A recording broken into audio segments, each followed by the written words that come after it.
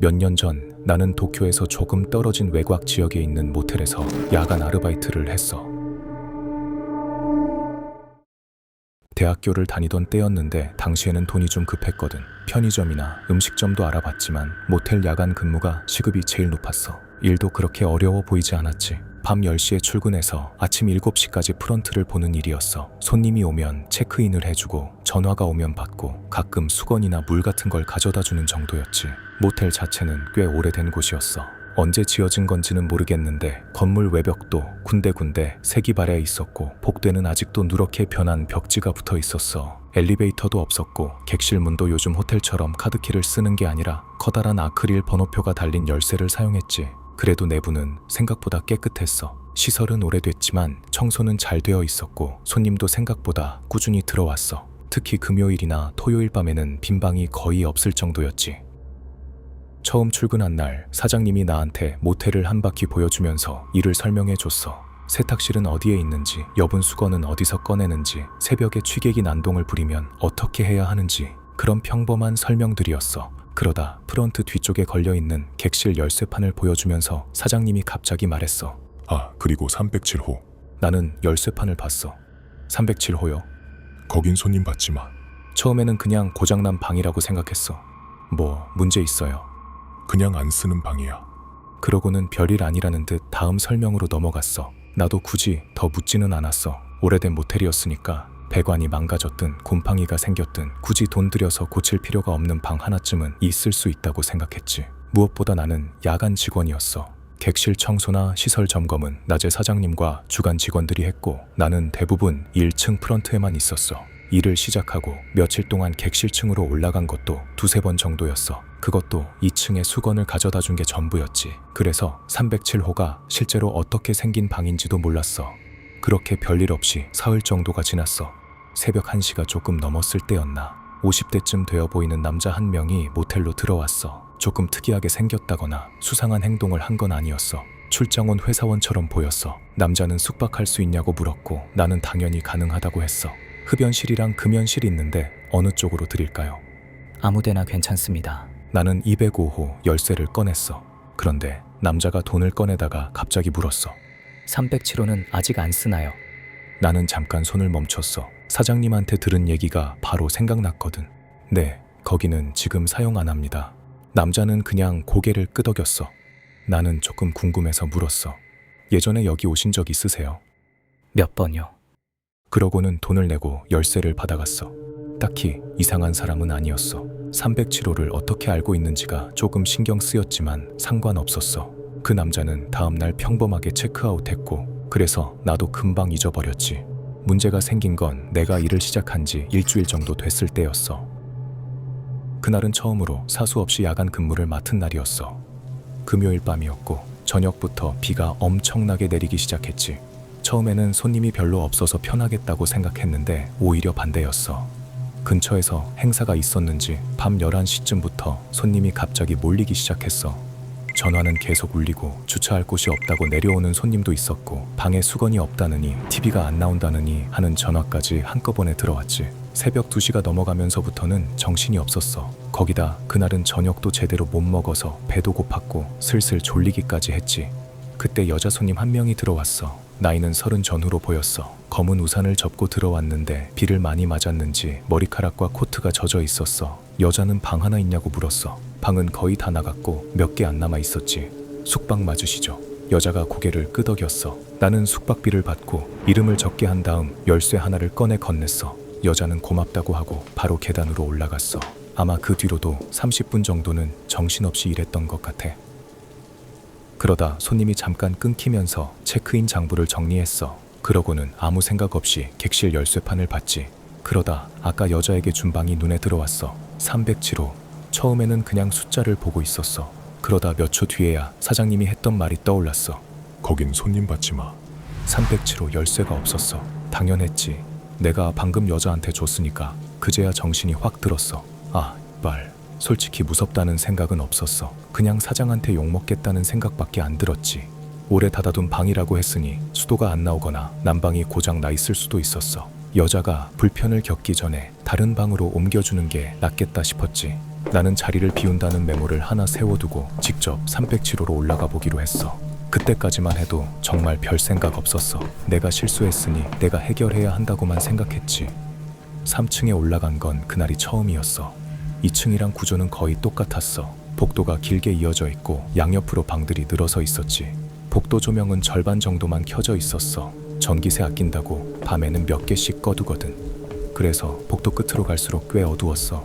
그리고 가장 안쪽에 307호가 있었어. 문을 보자 조금 이상하다는 생각이 들기는 했어. 다른 객실 문보다 색이 조금 어두워 보였거든. 하지만 조명 때문이라고 생각했어. 그리고 문이 완전히 닫혀 있지 않았어. 손가락 두세 개 들어갈 정도로 조금 열려 있었지. 나는 문 앞에서 노크했어. 실례합니다.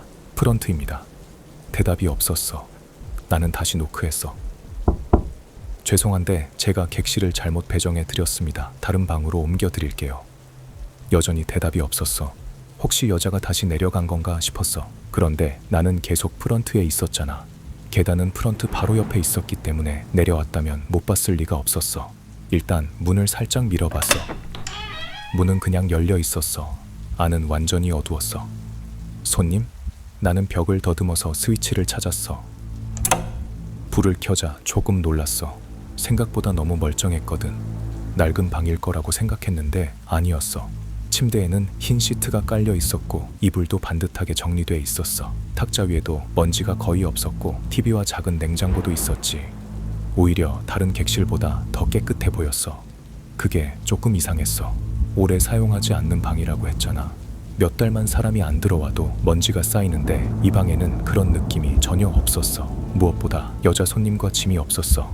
침대도 누가 앉았던 흔적 하나 없이 정돈돼 있었어. 나는 방 안으로 조금 더 들어갔어. 계세요? 욕실 문이 닫혀 있었어. 혹시 샤워라도 하고 있나 싶어서 바로 열지는 않았어. 문을 두드렸어. 손님? 대답이 없었어. 귀를 가까이 대봤는데 물소리도 안 들렸어. 그래서 문을 열고 들어갔지만 욕실도 비어 있었어. 그냥 옛날 모텔에서 흔히 볼 수 있는 욕실이었지. 그러다 변기 맞은편 벽을 봤어. 벽에는 그림이 한 장 걸려 있었어. 오래된 서양식 유화 초상화 같은 거였어. 모나리자처럼 어떤 여자의 상반신을 그린 그림이었는데 검은색 드레스를 입은 여자가 두 손을 앞으로 모은 채 앉아 있었어. 피부는 이상할 정도로 창백했고 입에는 웃는 건지 아닌지 구분하기 어려운 표정이 걸려 있었지. 특별히 잔인한 그림도 아니었고 무서운 게 그려져 있는 것도 아니었어. 그런데 순간 이상하게 기분이 나빠졌어. 무엇보다 왜 모텔 욕실에 저런 그림이 걸려 있는지 이해가 안 됐어. 습기 때문에 보통 액자 같은 걸 걸어두지도 않잖아. 그런데 그림은 오래돼 보이면서도 이상할 정도로 깨끗했어. 나는 몇 초 정도 그림을 보고 있었어. 그러다 괜히 내가 겁먹고 있다는 생각이 들어서 시선을 돌렸지. 여자는 없는 것 같았어. 아마 방에 들어왔다가 상태가 마음에 안 들어서 그냥 나간 건가 싶었어. 내가 프런트에서 전화를 받느라 정신없을 때 지나갔을 수도 있다고 생각했지. 그때 허리에 차고 있던 무전기에서 갑자기 지직거리는 소리가 났어. 나는 깜짝 놀라 무전기를 봤어. 그리고 사장님의 목소리가 들렸어. 야, 너 지금 어디야? 나는 오히려 잘 됐다고 생각했어.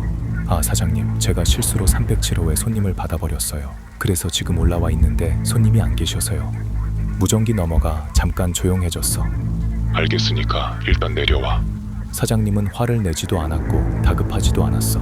그냥 평소처럼 귀찮다는 듯 말했지.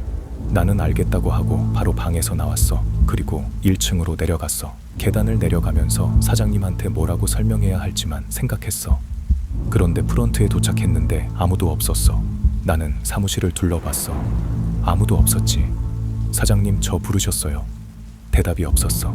그제야 이상하다는 생각이 들었어. 나는 벽에 붙어있는 근무표를 봤어. 금요일.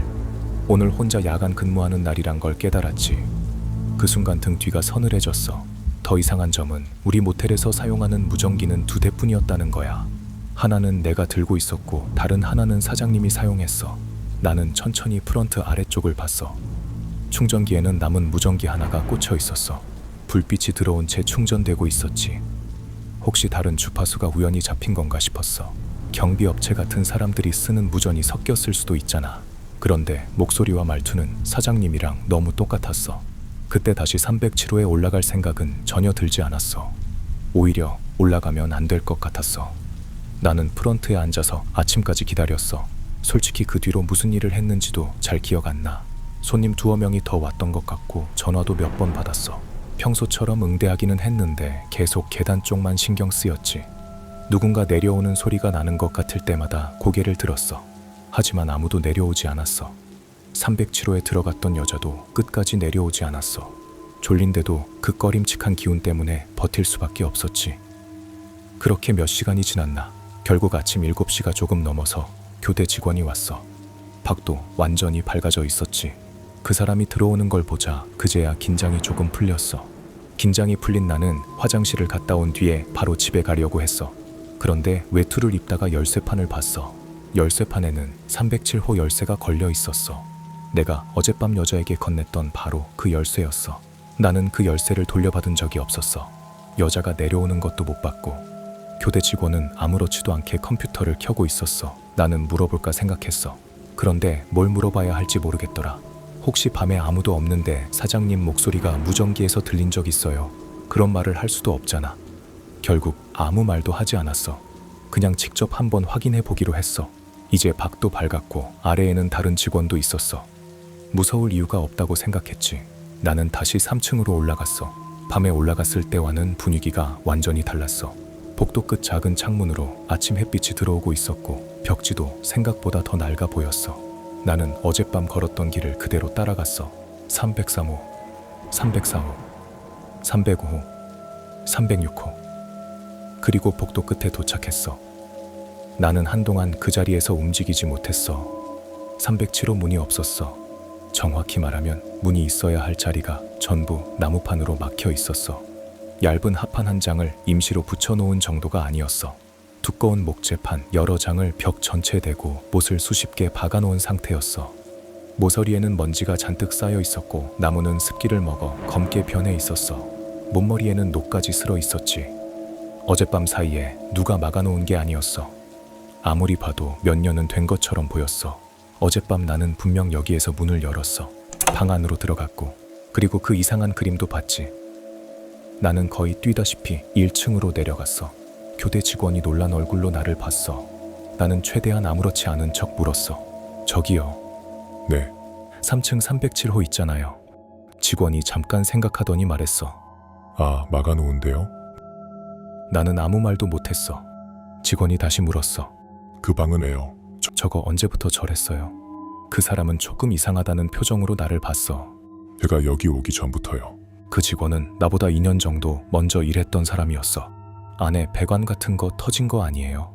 저도 잘 몰라요. 사장님이 건드리 말라고만 해서. 그 말을 듣고 나는 더 이상 묻지 않았어.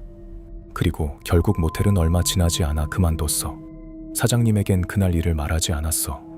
지금 생각하면 물어봤어야 했나 싶기도 해.